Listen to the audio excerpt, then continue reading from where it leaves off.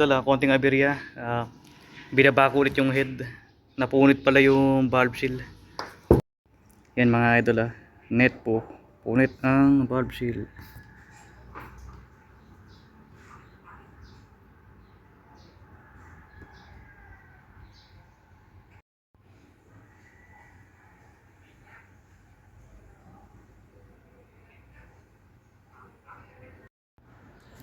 Mukhang kailangan pa-reamer sa machine shop yung valve seat para lumubog pa yung barbola kasi kahit tabas na yung retainer from 7.3 mm to 5 mm inaabot pa rin yung valve seal. Ay nakadiin na ako pero hindi pa rin makaikot yung cam. Yan. Uuntog pa rin. So mukhang yun na rin solution kasi masyado naninipis yung valve retainer, 5 mm na lang.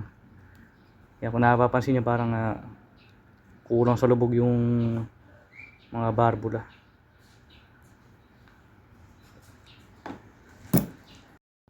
So kumpara natin yung kapal ng stock ng Sporty sa tinabas ko ngayon.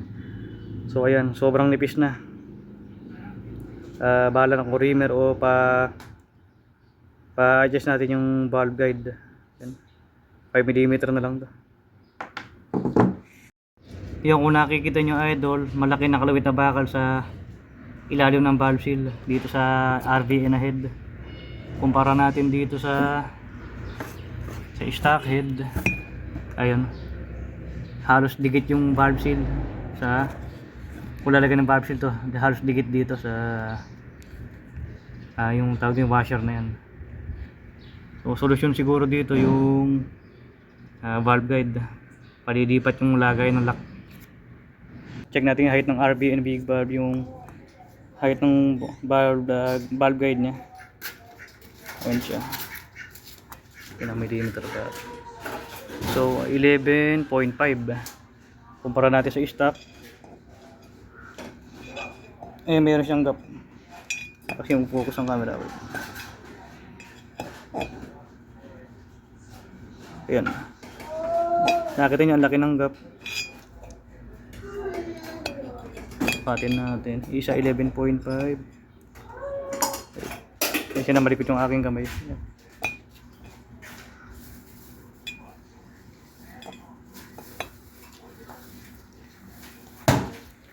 Yung stock ano lang siya 10.4 o basta mas mababa ng 1 mm. So pinag-iisipan ko kung gagalawin ko yung valve guide nung ito, ipalulubog ko pa just yung lock kasi yung retainer sobrang nipis na, 5 mm na lang yung kapal. Ito. So yun na lang siguro ito. Nakalubog yung mga valve guide nya. Hindi katulad ng ibang head lawit na lawit. Mga idol na naging solusyon ko ay magpalit ng valve ng KLX or Wind 125 na badya. Mas mahaba yung ano nya, barbola ng konti. So nagtapas ako ng konti sa ibabaw kasi makapal yung dito sa inuuntugan ng tapit. So ito yung pang KLX or Badja Win 125. So ito naman yung pang RBN, yung kasamang barbola sa yan. So yan, sigurado hindi nauubog yung sa valve seal yung retainer. Ang gagawin ko na lang, magdadagdag na lang ako ng washer para humigpit yung tamang tension sa valve spring. So ang size nga pala na pang KLX or Wind 125 na valve 27.5 24. So saktong sakto lang. Ito yung pagkakaasinta ng ay mag-focus. Yan, i-intake yan. Gitnang gitna. Yan. Nga bubuin ko na siya. Nakasalpak na yung KLX valve or Wind 125. Napansin ko nga pala nung ngayon hindi ko na makamay itong bearing sa loob. So kailangan ko na pukpukin yung kampapasok. Kaya siguro kailangan na painitin talaga yung makina para mamagana ng konti yung bakal. Ay, nakita ko lang laki yan, hindi siya makakaklas. Ayan. Ay, matanggal ngayon. So, persa ko na yan. Okay. So yan mga ito, nakakabit na yung rocker arm sa kay valve spring. So malayo na siya, hindi siya umaabot do sa valve seal.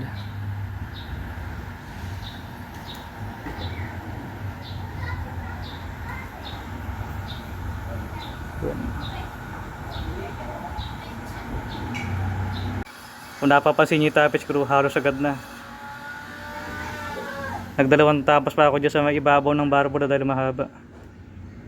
Yan. Pero may ano na siya, may gap na. Kaya may tune up na maayos.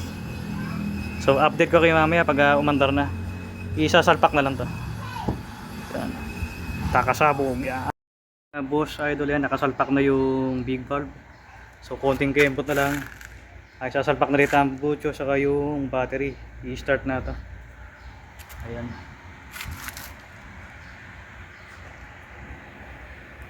Kaya mga idol, umaandar na. Kaya walang usok. Ayan. Medyo tunuhin lang ng konti. Ayan. Yung valve clearance ay medyo maluwang. Dahil hinayaan ko na baka lumapat may barbula. Ayan. Walang usok yan. Kaya takbo natin.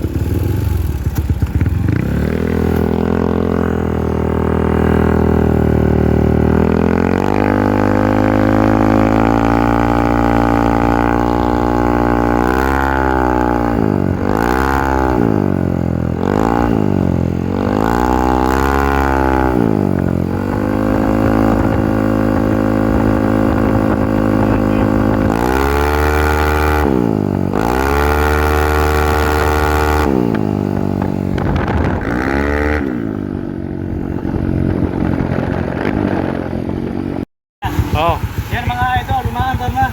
Ayun, nagliligro na yun.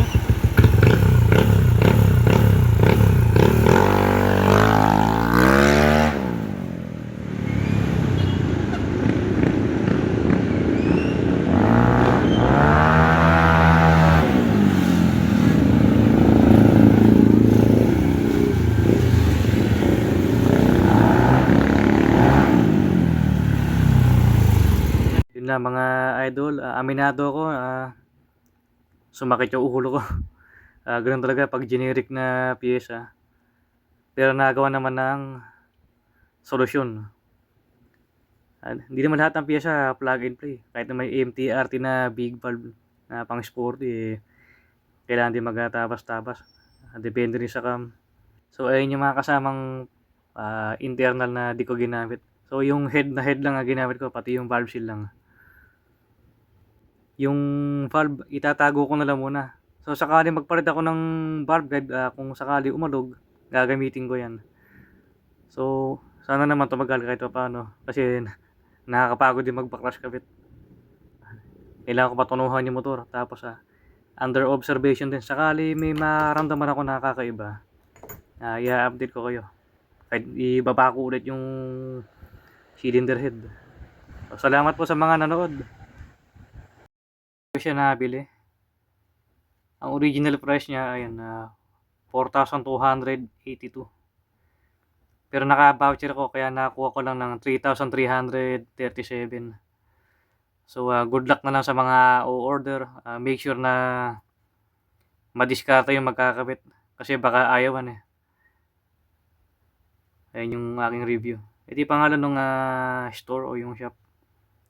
Legit naman, dumating naman yung in-order. Bali dalawa in-order na namin na head, yung isa sa utol ko. Ay mga ito, ilalagay ko na yung link sa description o kaya sa comment. Yan. Yung mga ratings naman. So yun na mga idol.